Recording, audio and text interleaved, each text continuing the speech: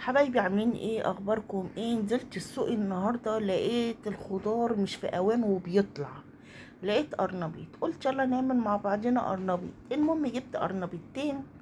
قلت لقيت القرنبيطايه صغيره، خدعتني بصراحه بشكلها.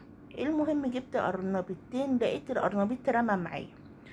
عملت جزء معاكم وجزء تاني حطيته في الفريزر، وقت ما اعوز اعمل الخلطه بتاعته واعمله واسويه يبقى سخن اول باول.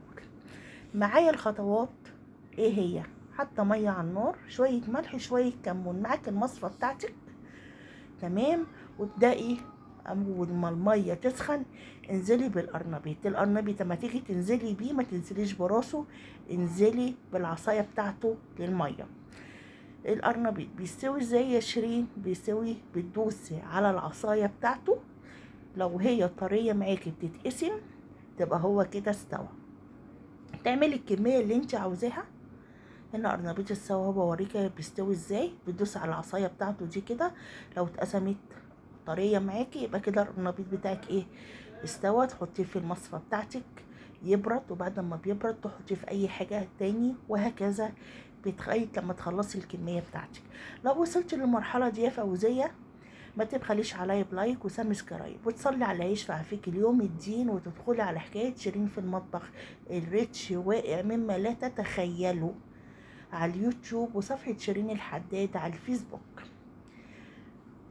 اللهم صل وسلم عليك يا أشرف المرسلين. أديني بقى خلصت الكمية بتاعتي هنا بقى عشان أعمل كمية الصوص اللي أنا هعمله. معاكي 4 بيضات، بتكسريهم وبتحطيهم في الطبق اللي انت هتحطيه.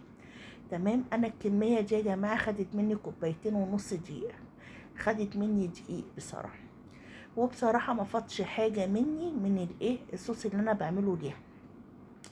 طبعا بتضربي كويس البيض، وبتحطي مرق الدجاج، بتحطي كربوناتو، بتحطي كمون، بتحطي اللهم صل وسلم عليك يا اشرف المرسلين لتر ميه، عندك الكزبره وعندك الايه الشبك بتاعك بتكوني مقطعه.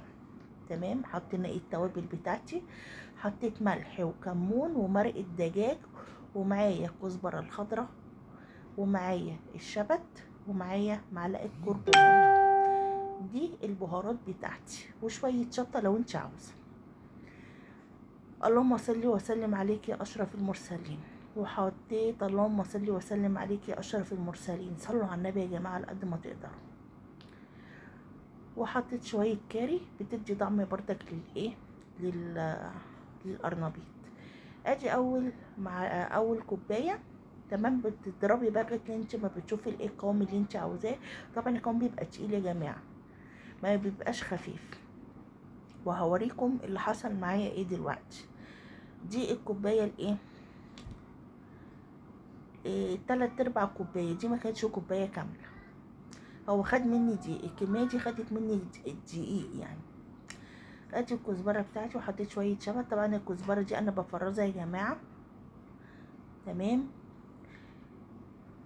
طبعا انت بتعملي على حسب الكميه اللي انت عاوزاه. وحطيت معلقه نشا عشان تدي قرمشه للقرنبيط معايا، بس كانوا شويه قرنبيط، ما تقوليش لعدوك عليهم. كليه وادعيلي، وما تبخليش عليا بدعوه براحه البال من قلبك، وتعملي لي لايك. انا مش عايزه منك اكتر من كده، عشان الريتش والله بتاع القناه واقع، مش عارفه رايح فين، رايح في داهيه بصراحه. اللهم صل وسلم عليك يا اشرف المرسلين. انا كده ايه المفروض خلصت الايه الصوص بتاعي. هو دلوقتي انا بالنسبه لي إيه تمام، بس اما اجي اقليه في الزيت هلاقيه خفيف. شوفوا عمل معايا قد ايه، رمى معايا. معاك الزيت بتاعك حطاه على البوتاجاز. بصوا الصوص هنا مش عامل علامه فين في القرنبيط. بصوا المرحله الجايه هوريهولكم. طبعا الطاسه دي انا يعني لما طلعتها ما صورتهاش للمصداقيه للفيديو بتاعي، عشان انا اصلا واخده عهدي ما بيني وبين ربنا ان انا اعمل بما يرضي الله التصوير. دي كانت لما انا تقلت الصوص بتاعي، حطيت عليه نص كوبايه دقيق تاني عشان يتقل، عشان دي تاني طاسه. تمام. المصفى بتاعتي اهيت، وهوريكي دلوقتي الصوص هيبقى عامل ازاي وانا بحطه. هنا بخبط لكم عليه بوريكم القرمشه. طبعا انا بكتم الصوت عشان بيبقى فيه العيال ورايا بتصوت واللي بيعيط واللي بينادي ربابيكيا في الشارع والكلام ده هوت، بسجل بعد كده. اللهم صل وسلم عليك يا اشرف المرسلين. دلوقتي بقى لما اجي احط بقى الايه القرنبيط، هوريكم دلوقتي السمك بتاعه. بصوا السمك هنا عامل ازاي، ما كانش كده اول مره. الدقيق هنا تقيل، بصوا ما كانش كده اول مره. هنا بعد ما حطيت الايه نص كوبايه الدقيق التانية، تقل معايا الصوص. اول خلطه وادي القرنبيط كان وهم بصراحه. عملت شويه سلطه، عايزه تعملي شويه بطاطس اعمليه. يلا باي باي.